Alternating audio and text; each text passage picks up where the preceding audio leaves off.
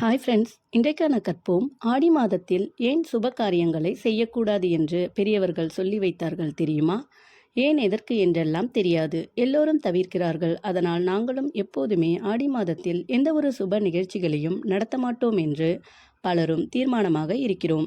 எதை செய்வதாக இருந்தாலும் இந்த ஆடி மாதம் முடிந்துவிடட்டும் என்கிறோம். ஆடி மாதத்தில் நிஜமாகவே சுப காரியங்களை செய்யலாமா கூடாதா? அப்படி செய்வதாக இருந்தால் என்ன பரிகாரம், என்னென்ன சுப நிகழ்ச்சிகளை செய்யலாம்னு பார்க்கலாம் வாங்க. பொதுவாக ஆடி மாதத்தை அம்மன் மாதம் என்பார்கள். ஆடி மாதத்திற்கு மட்டும் ஏன் இத்தனை சிறப்புகள்? பூமாதேவி இந்த பூலோகத்தில் அம்பிகையாக அவதரித்த மாதமே ஆடி மாதம். பார்வதியின் தவத்தை மெச்சிய பரமசிவன் ஆடி மாதம் அம்மன் மாதமாக இருக்க வரம் கொடுத்தார். சிவனுடைய சக்தியை விட அம்மனுடைய சக்தி ஆடி மாதத்தில் அதிகமாக இருக்கும். ஆடி மாதத்தில் மட்டும் சிவன் சக்திக்குள் ஐக்கியமாகி விடுகிறார் என்பது ஐதீகம். பொதுவாக தை மாதம் முதல் ஆனி மாதம் வரையிலான காலம் உத்தராயணம். இதுவே தேவர்களின் பகல் பொழுதாக உள்ளது. ஆடி மாதம் முதல் மார்கழி வரை தட்சிணாயனம். இதுவே தேவர்களின் இரவு காலமாகும். இதில் ஆடி மாதம் தேவர்களின் மாலை நேர ஆரம்பமாகும். ஆடி செவ்வாய் தேடி குழி என்பது பழமொழி. அதற்கேற்ப ஆடி மாத செவ்வாய்க்கிழமைகளில் விரதம் இருந்து எண்ணெய் தேய்த்து குளித்து அம்பாளை வழிபட பெண்களின் மாங்கல்ய பலம் கூடும் என்பது காலம் காலமாக கடைபிடிக்கப்பட்டு வரும் நம்பிக்கை. ஆடி மாத விரதங்கள் இருப்பவர்களுக்கு தீர்க்க சுமங்கலி யோகம் கிட்டும். அதனுடன் கல்வி, கேள்வி, செல்வம், குழந்தை பேறு என எண்ணிய யாவும் ஈடேறும். ஆடி ஞாயிற்றுக்கிழமை பிரார்த்தனைகளை செலுத்தும் நாளாக கருதப்படுகிறது.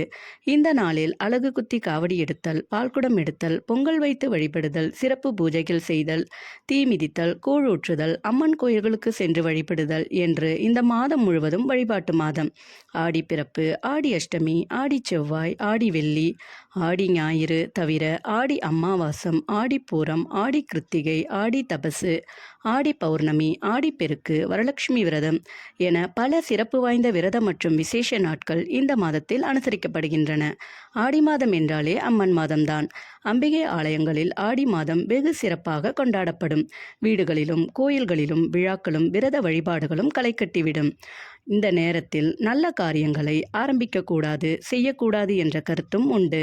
இதற்கான காரணம் ஆடி மாதத்தில் விரதங்கள், வழிபாடுகள், கோயில் திருவிழாக்கள் என மாறி மாறி வந்து கொண்டே இருக்கும். ஆன்மீகத்திலும் இறை வழிபாட்டிலும் மனப்பூர்வமாக ஈடுபட வேண்டிய மாதம். இதனால் மற்ற விசேஷங்களில் கவனம் செலுத்துவதை தவிர்த்து இறை சிந்தனையில் ஈடுபட வேண்டும். அதற்கு தடங்களாக மற்ற விழாக்கள், நிகழ்ச்சிகள் இருந்துவிடக்கூடாது என்பதற்காகவே மற்ற சுப காரியங்களை தவிர்க்க வேண்டும் என சொல்லி வைத்தார்கள். அந்த காலத்தில் குழந்தை பேறு என்பதை ஆசீர்வாதமாக கருதினார்கள். ஆடி மாதம் திருமணம் செய்து வைத்தால் சித்திரையில் குழந்தை பிறக்கும். நல்ல அக்னி நட்சத்திர வெயில் காலங்களில் பிரசவ வலியோடு தாய்க்கும் சேய்க்கும் கஷ்டம். இந்த வேதனையை தவிர்க்க வேண்டும் என்பதற்காகவே ஆடி மாதத்தில் திருமணம் செய்யக்கூடாது என தவிர்த்து வந்தார்கள்.